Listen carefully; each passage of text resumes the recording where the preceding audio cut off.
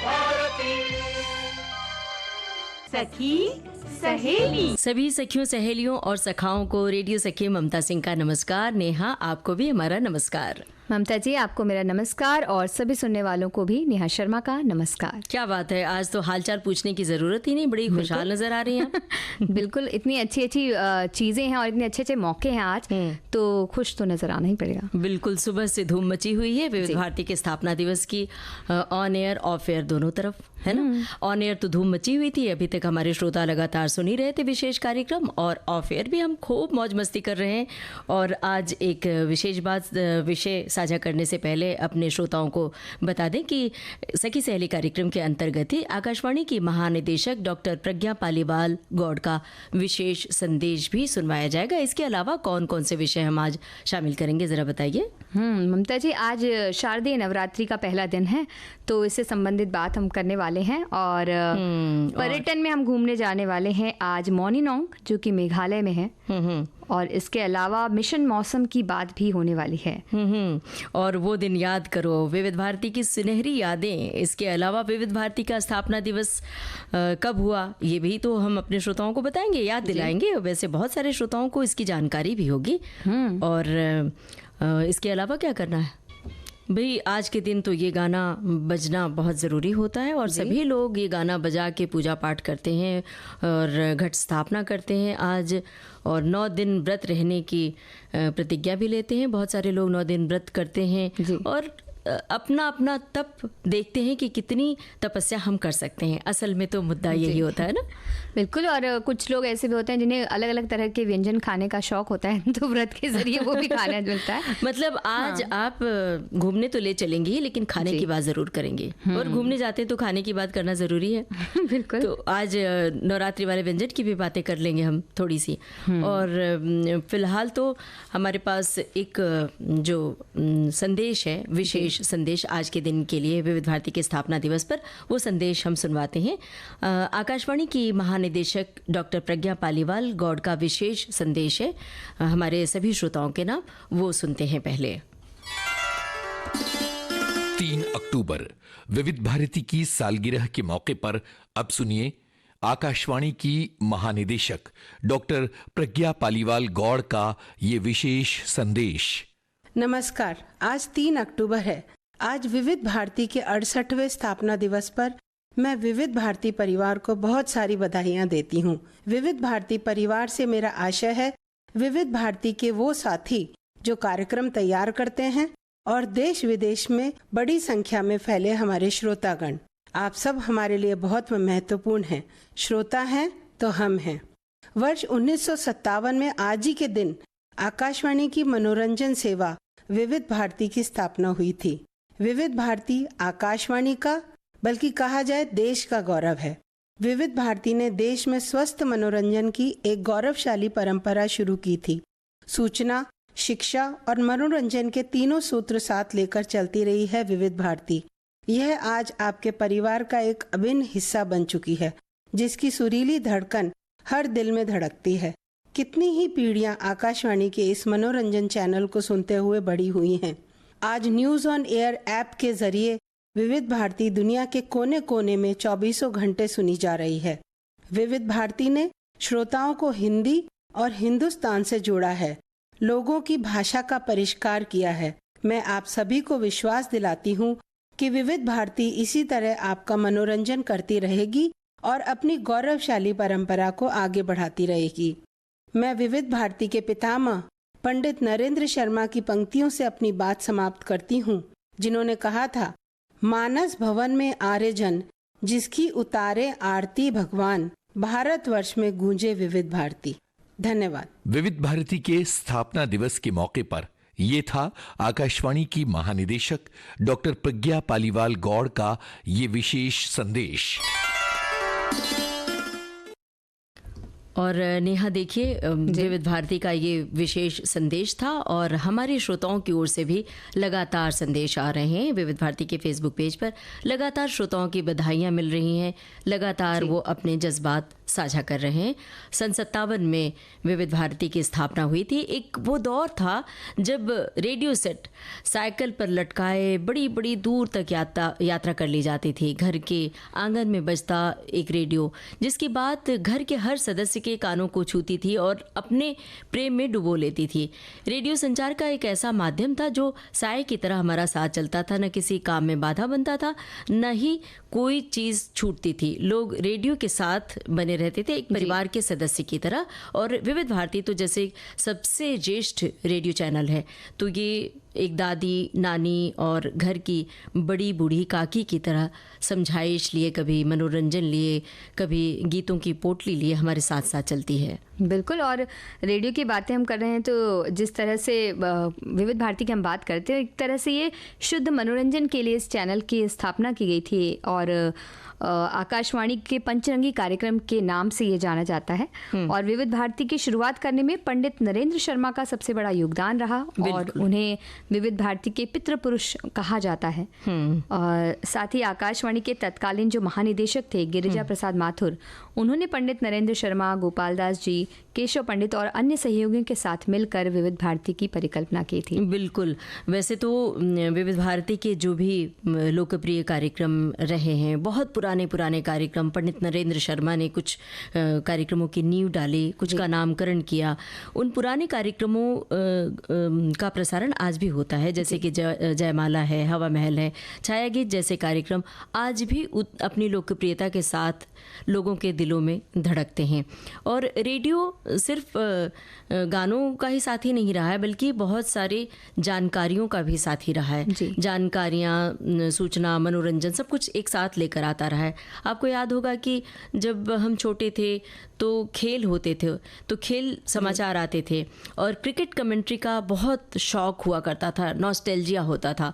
एक आंगन के एक बुंडेर पर रेडियो रख दिया जाता था और लोग बाग एक साथ इकट्ठे होकर झुंड के झुंड रेडियो से क्रिकेट कमेंट्री सुना करते थे। और विविध भारती सुनने के लिए एक साथ इकट्ठा होते थे। महिलाओं के कुछ कार्यक्रम होते थे तो सारी सहेलियां एक साथ एकत्रित होती थीं और सुनती थीं। आपको याद होगा नेहा, अभी कुछ अरसा पहले जब चिट्ठियों पर आधारित कार्यक्रम हुआ करते थे, सखी सहेली में भी हम चिट्ठियाँ शामिल करते थे, तो उस समय चिट्ठियों में ये बात लिखी होती थी कि हम सब सहेलियां, 8-10 सहेलियों के नाम लिखे होते थे, हम सब एकत्रित होते हैं एक घर में और एक साथ सखी सहेली सुनते हैं।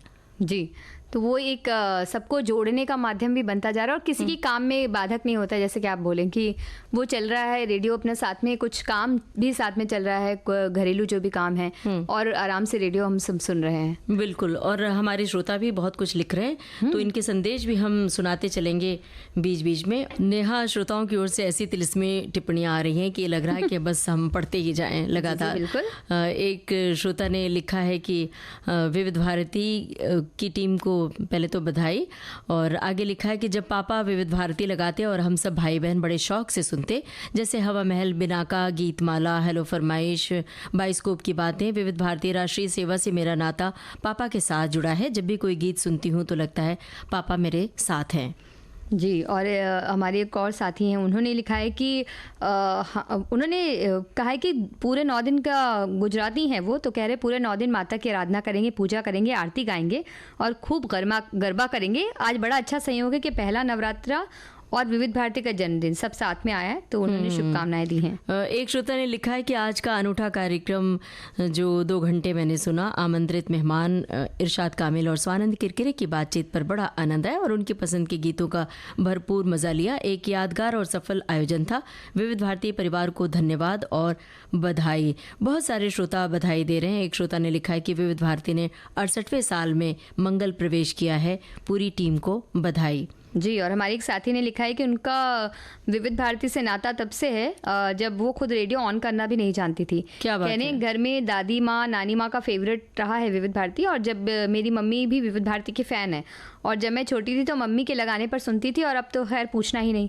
मेरा विविध भारती तब तक ही बंद रहता है जब तक मैं स्कूल में होती हूँ, नहीं तो पूरे दिन वो सुनती हैं और फुल साउंड में सुनना पसंद करती हैं। डांट भी खाती हैं मम्मी से, और हेडफोन लगाकर सुनो वो कहती है, लेकिन बोलती हैं वो मज़ा कहाँ अगर हेडफोन लगाकर सुना जाए। तो इसलिए वो तेज़ करते हैं। और जब मम्मी मुझे रेडियो बंद करने के लिए कहती है तो फिर पापा बोलते हैं कि अपने दिन याद करो जब 3rd फ्लोर पर रेडियो चलाकर ग्राउंड फ्लोर पर काम करती थी। इसलिए बोलती विविध भारती तो पार्ट ऑफ लाइफ है उनके लिए, इसके बिना जीवन सूना है। तो हमें लगता है कि अब ये बात, इनकी टिप्पणी यहाँ हमारे साथ माइक्रोफोन तक पहुंच चुकी है, विविध भारती के स्टूडियो तक। तो अब इनको डांट तो नहीं खानी पड़ेगी। हाँ, लेकिन विविध भारती सुनते रहिए, साथ में पढ़ते रहिए, क्योंकि हम सबका बचपन वैसे ही बड़ा हुआ है कि बगल में एक रेडियो सेट रखा हुआ है, रेडियो से गाने बज रहे हैं, बातें सुन रहे हैं और साथ साथ पढ़ाई भी चल रही है। तो आप भी ऐसे पढ़ाई करती रहिए ताकि माँ की डांट ना खानी पड़े।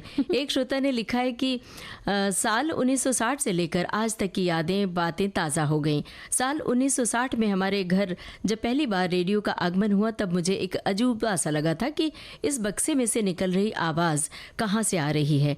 इतने छोटे बक्से के अंदर कोई आदमी बैठ तो नहीं सकता, तो फिर कौन बोल रहा है।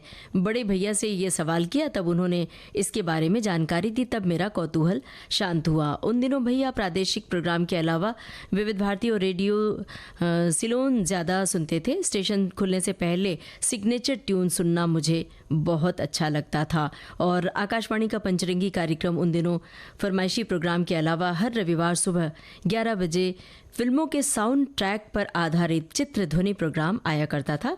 बाद में इसका नाम बाइस्कोप की बातें कर दिया गया था, जो अभी पिछले साल से बंद हुआ है। एक प्रोग्राम जो शुरुआत से लेकर आज तक बंद नहीं हुआ वो है जयमाला और हवा महल, और इसमें छाया गीत भी जोड़ लीजिए। रात 9 बजे आया करता था, अब रात 8 बजे आ रहा है। मुझे इस प्रोग्राम की सिग्नेचर ट्यून बहुत पसंद है। वैसे नेहा, आप बताइए कि जब पहले 24 घंटे जब विविध भारती सुनने को नहीं मिलती थी, तो विविध भारती की जो ओपनिंग सिग्नेचर ट्यून मंगल धुन बजती थी, वो याद है आपको? जी, ऐसा कह सकते हैं कि थोड़ी थोड़ी देर याद है, ज़्यादा नहीं। दरअसल क्या होता था कि उस जब आरंभिक उद्घोषणा होती थी और सिग्नेचर ट्यून बजता था, आकाशवाणी की संकेत धुन, उससे पहले टू टू एक सीटी जैसे बजती रहती थी जी। फिर संकेत धुन बजता था, फिर अनाउंसमेंट किया जाता था, फिर मंगल धुन, फिर वंदे मातरम बजता था। तो वंदे मातरम के साथ साथ वो हम लोग गुनगुनाते थे। तो ये सारी यादें जो है बटोर के हमारे श्रोता भी ला रहे हैं और हमें उन यादों के महासागर की लहरों से डुबो रहे हैं। तो सचमुच बड़ा ही नॉस्टैल्जिया सा फील हो रहा है हमें भी। और इसलिए सुनहरी यादों की बातें हमने करने शुरू की, हमने की, और हमारे साथी जो है उसमें ऐसे लग रहा है कि सबकी अपनी अपनी यादों के एक एक मोती है जो पिरोते जा रहे हैं, और विविध भारती के जो इतने साल हैं उसको एक बेहतरीन खुशबूदार माला से सजाया जा रहा है। बिल्कुल। तो दुनिया को छोड़कर हम विविध भारती की गली पर आ जाते हैं और काफ़ी सुकून हमें मिलता है यहाँ। बिल्कुल। और ऐसे ही कई सुकून की बातें होती हैं जब अलग अलग तरह के योजनाएं आती हैं सरकार की ओर से। जैसे कि मिशन मौसम की अगर हम बात करें तो भारत सरकार की ओर से जो जारी योजनाएं हैं उनमें से एक बेहद ज़रूरी ये योजना है मिशन मौसम।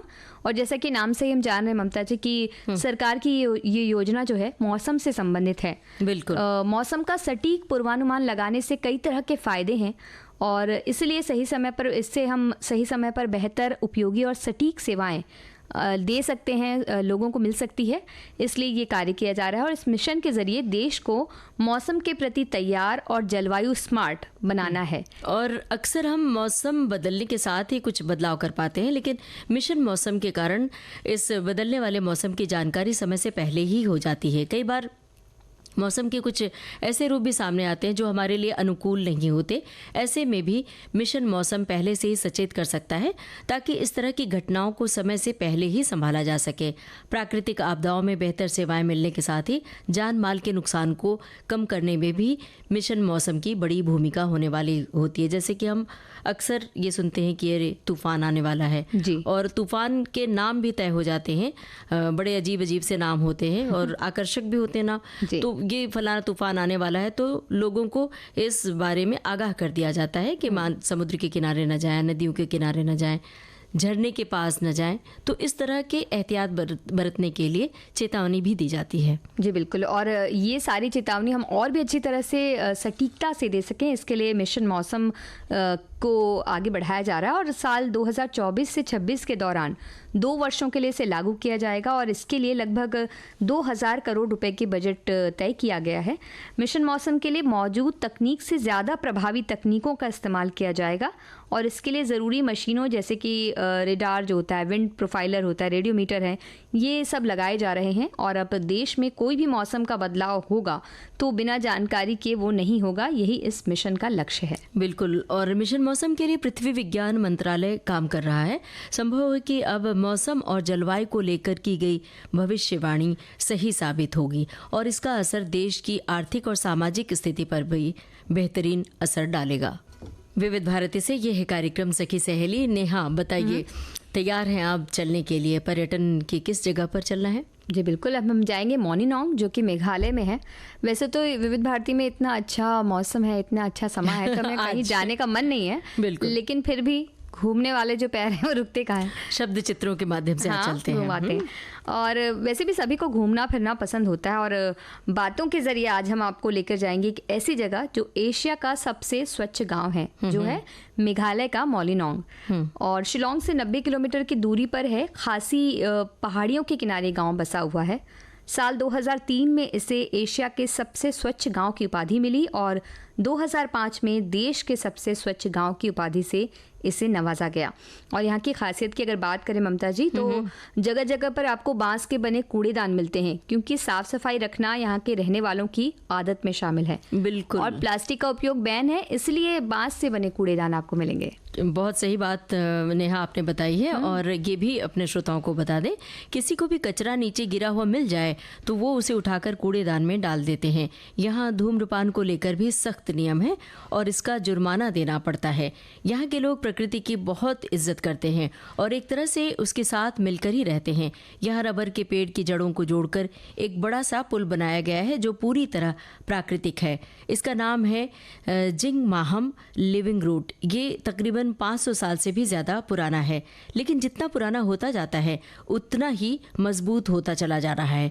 ग्रामीण जब किसी नई जड़ को देखते हैं तो पुल में इसे गूंथते जाते हैं। इस पुल को मानसून के दौरान नदी पार करने के लिए बनाया गया था और आज ये पुल यूनेस्को विश्व धरोहर स्थलों में शामिल है। और इसके अलावा तकरीबन 85 फीट ऊंचा एक टावर है जो भी बांस की सहायता से बनाया गया है और पर्यटकों को तो बहुत अच्छा लगता है क्योंकि इस पर चढ़कर पूरे गांव और आसपास के इलाकों की खूबसूरती का आनंद लिया जा सकता है। मॉर्निंग पूरी तरह से प्राकृतिक खूबसूरती से भरा हुआ है। नदी, झरने, पहाड़, हरियाली, झाड़ियों से लटकते ऑर्किड के फूल और फलों के बगीचे सब आपको मोहित करने के लिए काफ़ी हैं और शायद इसीलिए भी मॉर्निंग को ईश्वर का बगीचा भी कहा जाता है। क्या बात है। और ये बता दें अपने श्रोताओं को कि आज जिसे सबसे स्वच्छ गांव कहा जा रहा है वो पहले इतना साफ नहीं था, बल्कि परेशानियां यहाँ बहुत सारी थीं। 1988 के दौर में यहाँ बहुत सी महामारी फैला करती थी और लोग अपनी जान गंवा बैठते थे। फिर एक समाज सुधारक ने स्वच्छता को लेकर ऐसी जागरूकता फैलाई कि ये स्वच्छता की आदत पीढ़ी दर पीढ़ी यहाँ के लोगों में समा रही है। वैसे पीढ़ी दर पीढ़ी एक और बात यहाँ चल रही है, वो है मातृवंश। जो मॉर्निंग में मातृवंश चलता है, मतलब जो पितृवंश की परंपरा है उसकी बजाय मातृवंश चलता है। इसके कारण यहाँ के लोग अपनी माँ का उपनाम यानी सरनेम लगाते हैं। संपत्ति भी घर की लड़की को मिलती है। कितनी अच्छी बात लग रही है ना बताते हुए। जी। और अगर मॉर्निंग की साक्षरता की हम बात करें तो 100% है यहाँ की साक्षरता और यही कारण है शायद कि यहाँ अपराध के मामले भी ना के बराबर हैं। पर्यटक भी यहाँ आना पसंद करते हैं और लोगों का व्यवहार भी बहुत अच्छा है यहाँ के लोगों का। अब सादा भोजन मिलता है जो आपका मन संतुष्ट कर देगा, प्रकृति का साथ मिलता है और इतनी अच्छी अच्छी बातें सुनकर अब लग रहा होगा सभी को कि यहाँ तो अब जाना चाहिए। बिल्कुल। तो जाएं कैसे? हमारा भी तो मन कर रहा है। बिल्कुल। तो जाएं कैसे? तो जाने के सड़क, रेल और वायु मार्ग दोनों का उपयोग आप कर सकते हैं। और शिलोंग एक अच्छी जगह है जहाँ से जा सकते हैं। गुवाहाटी से शिलोंग होते हुए पहाड़ी घुमावदार रास्तों से आप यहाँ आ सकते हैं। रेल से आना चाहें तो गुवाहाटी निकटतम रेलवे स्टेशन है। यहाँ से 78 किलोमीटर की दूरी तय करके आप मॉर्निंग पहुँच जाते हैं। वायु मार्ग से आने के लिए आपको गुवाहाटी हवाई अड्डे आना होगा और यहाँ से आप तकरीबन 188 किलोमीटर की दूरी तय करके मॉर्निंग पहुँच जाएंगे। तो ममता जी, यादों में डूबते हुए हम इधर से उधर घूम रहे हैं और हमारे साथी भी वो दिन याद करो के तहत जो हमने पूछा है विविध भारती की सुनहरी यादें बिल्कुल ताज़ा हो रही हैं। सुनहरी यादें, इतनी अच्छी अच्छी बातें हमारे साथी लिख रहे हैं। हमारे एक साथी लिखती हैं कि उन्होंने बहुत सारे नामों के साथ लिखा है। वो कह रहे हैं कि वो दिन याद करो, हमारे बचपन में तो विविध भारती सुनने की शुरुआत हवा महल से हुई थी। रात के टाइम में हवा महल शुरू होते ही हम खाना खाते थे और रविवार के दिन हम चित्र ध्वनि सुनते थे। फिल्मों के साउंड ट्रैक सुनाए जाते थे। बाद में उसकी जगह पिटारा बाइस्कोप आ गया। शनिवार को विशेष जयमाला, मनचाहे गीत दोपहर में, छाया गीत सुनने लगे बड़े होने के बाद। फिर ट्रांजिस्टर का जमाना है तो तकिए के नीचे रखते थे उसे, और उद्घोषकों की पहचान छाया गीत से होती थी। उन्होंने कुछ उद्घोषकों के नाम लिखे हैं, राम सिंह, विजय चौहान, कब्बन मिर्ज़ा, राम सिंह पवार जी, और कब्बन मिर्ज़ा साहब, छाया जी, निमी मिश्रा जी, कांता गुप्ता जी, प्रतिभा जी, रेणु बंसल जी, अमरकांत त्रिपाठी जी और अशोक सोनावणे जी, और ममता जी, दिलीप जी, रेणु बंसल जी, निमी मिश्रा जी। और ममता जी के टाइम में सखी सहेली की शुरुआत हुई थी। वो कह रहे हैं कि मुझे नहीं लगता कि कोई महिला, खासकर हाउसवाइफ, इस प्रोग्राम को नहीं सुनती थी। और चिट्ठियां भी आती थी, बड़ा ही दिलचस्प और रोचक चिट्ठियों वाला प्रोग्राम हुआ करता था। सोमवार के दिन पुराने गाने, मंगलवार के दिन रोजगार की बातें, व्यंजन विधि और मौलिक चुटकुले, कविताएं, शेरो शायरी सब सखी सहेली में आती थी। कांचन प्रकाश, संगीत उन्नति वोरा, कमलेश जी, शहनाज अख्तरी, निमी मिश्रा, सबकी याद कर रही हैं और बेहतर सुंदर प्रोग्राम, आप सभी से जुड़ी मधुर यादें उन्हें याद है कह रही हैं। क्या बात है भाई, सबके नाम इन्होंने लिख डाले और बड़ा अच्छा लग रहा है कि सखी सहेली प्रोग्राम से ये जुड़ी हुई हैं और लगातार ये सुनती हैं और विविध भारती के सारे कार्यक्रम ये सुनती हैं। दरअसल रेडियो ख़ास तौर से विविध भारती हम सबका हम सफ़र रहा है और विविध भारती के कार्यक्रम को हम अपने जैसे किसी दोस्त से बातें कर रहे हैं, ऐसा ही एहसास होता है। हम सभी के एहसासात अलग अलग शब्दों में हैं। एक श्रोता की बात सुनिए, लिखा है कि बचपन की याद, झूले वाला कमरा जिसमें एक बड़ा सा रैक जिसमें ढेर सारी किताबें और मम्मी के विवाह में मिला रेडियो, इसके सामने झूला और झूले पर पापा, फिर उनके कोर्ट जाते ही उसी कमरे में रेडियो पर बोलते उद्घोषकों की नकल करते हम। विविध भारती से पहले पहल प्यार हो गया था जो आज भी जारी है, अंतिम सांस तक रहेगा। क्या बात है भाई। बिल्कुल। और हमारी एक साथी कहने कि जब 7 साल की थी तब से रेडियो पर गाने सुन रही हैं और जब विविध भारती शुरू हुआ तो तभी से मैं उसकी दीवानी हूँ। स्टूडियो के बारे में काफ़ी कल्पनाएं दिमाग में चलती थी और एक ऐसा दिन भी आया कि 3 साल पहले विविध भारती ऑन एयर हुआ। शुरू होते ही जब मैंने दुबई में विविध भारती सुना और प्रोग्राम में कमेंट्स भी दिए, मेरी खुशियों का ठिकाना ही नहीं था। आज ये आलम है कि हम हमारे प्यारे रेडियो जॉकीज़ को देख सकते हैं, पूरा विविध भारती का प्रांगण, अनाउंसर रूम को लाइव देख सकते हैं। आज तो देश की सबसे बड़ी लाइब्रेरी भी देखी। शुक्रिया विविध भारती। तो ये हमारा जो नया एक छोटी सी पहल है सोशल मीडिया के जरिए विविध भारती की सैर करवाने की, ये जो नया एक कड़ी शुरू हुई है, इसके बारे में ये कह रही हैं कि इन्होंने लाइब्रेरी देख ली और भी बहुत कुछ देखने मिलेगा आपको। बिल्कुल, शुक्रिया इनका अदा करते हैं कि ये हम सबसे जुड़ रही हैं और अपनी यादें साझा कर रहे हैं। मतलब सारे श्रोता जो अपनी यादें साझा कर रहे हैं और विविध भारती के बारे में अपने जज्बात बयां कर रहे हैं, उन सब का हम शुक्रिया अदा कर रहे हैं। एक श्रोता ने लिखा है, सुनहरी यादें, 13 साल का था, पिताजी ने एक कंपनी का पॉकेट रेडियो ला कर दिया था। तब FM नहीं था, सिर्फ AM था, पर कुछ अलग ही मज़ा था। आज भी रेडियो विविध भारती के कार्यक्रम सुनकर उतना ही मज़ा आता है। सोते वक्त रेडियो मेरे लिए पिलो का काम करता है। क्या बात है, जैसे हम सबकी दिल की बात कह दी कि हम सब पढ़ाई के दिनों में रेडियो को अपने तकिए के बगल रखकर पढ़ते पढ़ते सो जाते थे। तो वो जो गाने हैं जैसे गूंजते रह जाते थे और जब सोकर उठते थे तो जहाँ से छोड़ा था विविध भारती के गाने को वहीं से पकड़ लेते थे, वहीं से अपनी यादें वापस मतलब वो साइकिल चलने लगती थी यादों की और पता चलता था कि अगला कार्यक्रम शुरू हो चुका है और उसमें हम डूब जाते थे। तो ये सबके लिए बड़ा ही तिलिस्मी रहा है विविध भारती। और एक श्रोता ने और कोई बात लिखी है, आप क्या पढ़ रही हैं वो पढ़कर हम बता रहे हैं कि हमारे साथी कह रहे हैं कि विविध भारती से रेडियो की बहुत मधुर यादें जुड़ी हैं। बचपन से सुनने का उन्हें शौक है। प्रातःकालीन सभा आरंभ होते ही पापा रेडियो चला देते थे, फिर घर में रहते तो रेडियो कभी बंद ही नहीं होता था। विविध भारती के कार्यक्रम में जहाँ तक मुझे याद है बचपन में सखी सहेली की तरह महिला सभा कार्यक्रम आता था जिसे मम्मी सुनती थी। रविवार को चित्र ध्वनि के अंश में किसी फिल्म की कहानी, जयमाला जिसे शनिवार को फिल्मी कलाकार प्रस्तुत करते, वो ही प्रसारण रविवार को फिर से होता था। लोक संगीत की मधुर धुन आज भी कानों में गूंजती है। हवा महल, छाया गीत तो बचपन से आज तक सुनते आ रहे हैं। समाचार भी विविध भारती पर ही आते थे जिसे पापा नियमित सुनते थे। पहले विविध भारती पंचरंगी कार्यक्रम होने से कुछ अंतराल पर प्रसारण बंद हो जाता था। अब हम प्रातः 6 बजे से रात 10 बजे तक निरंतर सुन सकते हैं। ऐप पर पुनः प्रसारण पूरी रात सुन सकते हैं। क्या बात है भाई। और एक श्रोता ने लिखा है कि विविध भारती रंगों से रंगे कार्यक्रम, लघु नाटिकाएं, झलकियां, हवा महल, सखी सहेली जैसा सफल कार्यक्रम, चिट्ठी पत्री वाला कार्यक्रम, संगीत सरिता, भूले बिसरे गीत, अनेक कार्यक्रम हैं। अब कुछ बातें, कुछ गीत सफलता के चरम सीमा पर है। आज भी अपने पुराने शबाब पर नए रूप लेकर हमारे सामने हर सुबह आ जाती है विविध भारती। अब तो कहना चाहिए 24 घंटे ऐप के द्वारा हमारे साथ रहती है विविध भारती। अब हमें लगता है यादों की गलियारों में हम सब सैर कर रहे हैं, हमारे श्रोता और हम सब। भाई इस समय तो हमें जो भी यादें हैं वो विविध भारती की यादें हैं। नेहा आप बताइए। और हमारे साथी कह रहे हैं कि विविध भारती पर आज सुबह से कई तरह के प्रोग्राम भी सुन रहे हैं और नवरात्र के पहले दिन की भी शुरुआत हो रही है। आज ही हमारे घर में पेंटिंग भी शुरू हो गई, इसलिए सुबह से दम लेने की भी फुर्सत नहीं है। आज शाम से 5 बजे से नवरात्रि का प्रोग्राम भी है और वो साथ में कह रही हैं कि विविध भारती की बहुत बड़ी फ़ैन रही हूँ, इसलिए कोई भी प्रोग्राम छोड़ना नहीं चाहती हूँ। बहुत सी पुरानी यादें जुड़ी हुई हैं। बिल्कुल। आज से तो 9 दिन गरबा और डांडिया रास होगा और मुंबई में तो बड़ी धूम होती है, तो भाई उसकी भी तैयारी तो करनी होगी हमारी सखियों और सखाओं को। और एक श्रोता ने लिखा है कि हम तो विविध भारती उस समय से सुन रहे हैं जब हमारे शहर में लोकल स्टेशन पर नहीं आती थी, यानी लोकल स्टेशन पर विविध भारती विज्ञापन सेवा शुरू नहीं हुई थी, तो हम शॉर्ट बैंड पर सुनते थे, शॉर्ट वेव पर। और इसके अलावा तब हमें आवाज़ साफ नहीं सुनाई देती थी, फिर भी हम सुनते थे।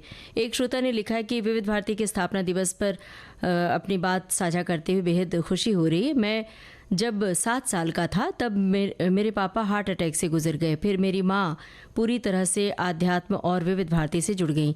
मेरा स्कूल सुबह 7 बजे चालू होता था और दोपहर 1 बजे छूटता था, तो सुबह 5 बजे ही मेरी माँ विविध भारती शुरू कर देती, भक्ति गीत वगैरह सुनती रहती थी, हमें भी सुनाती। हमारे स्कूल का टिफ़िन, नाश्ते की तैयारी, दोपहर स्कूल से घर आने के बाद शाम तक वो विविध भारती सुनती रहती थी।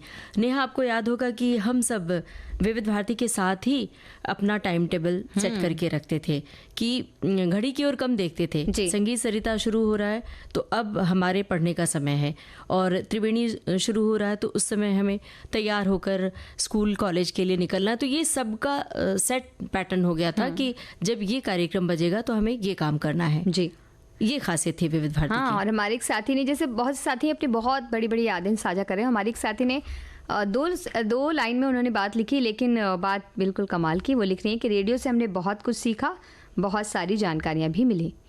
तो इन बातों में ही उन्होंने बता दिया कि उन्होंने काफ़ी कुछ सीखा इससे।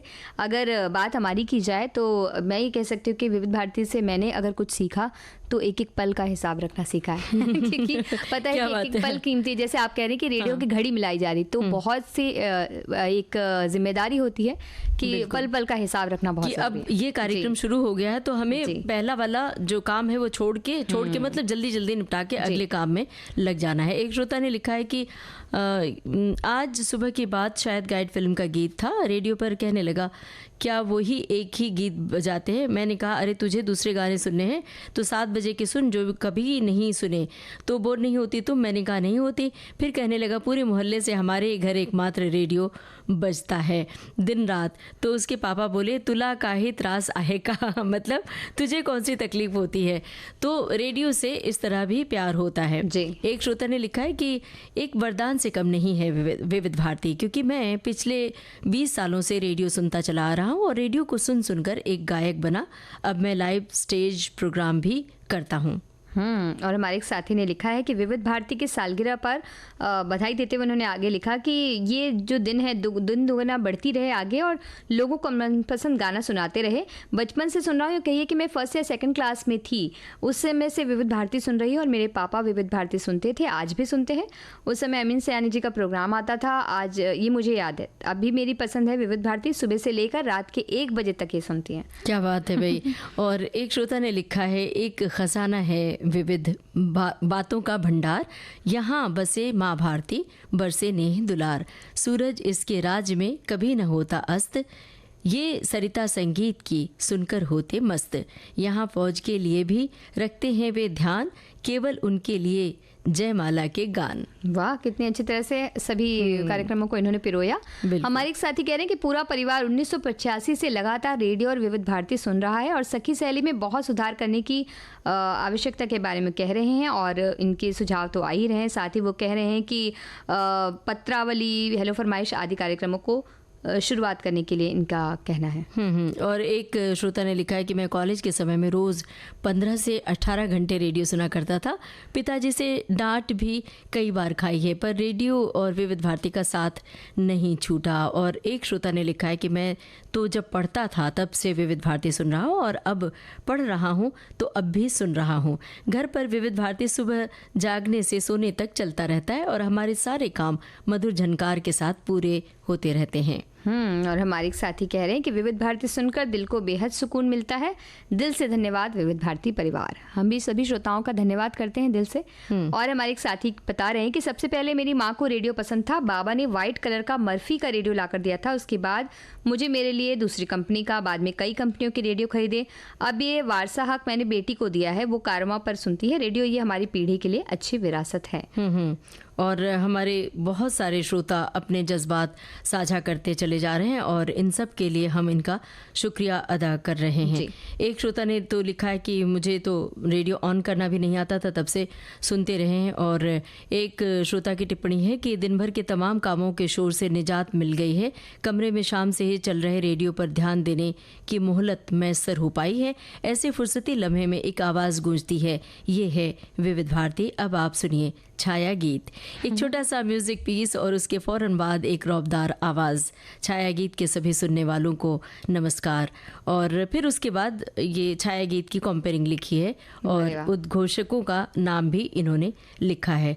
और एक श्रोता ने लिखा है कि साल 1960 में हमारे घर जब पहली बार रेडियो का आगमन हुआ तब मुझे एक अजूबा सा लगा था कि इस बक्से में से आवाज़ जो निकल रही है वो किसकी आवाज़ है। तो ऐसा ही किसी और बच्चे को लगे, इसके लिए हम एक आवाज़ बक्से में से निकालें उनके लिए।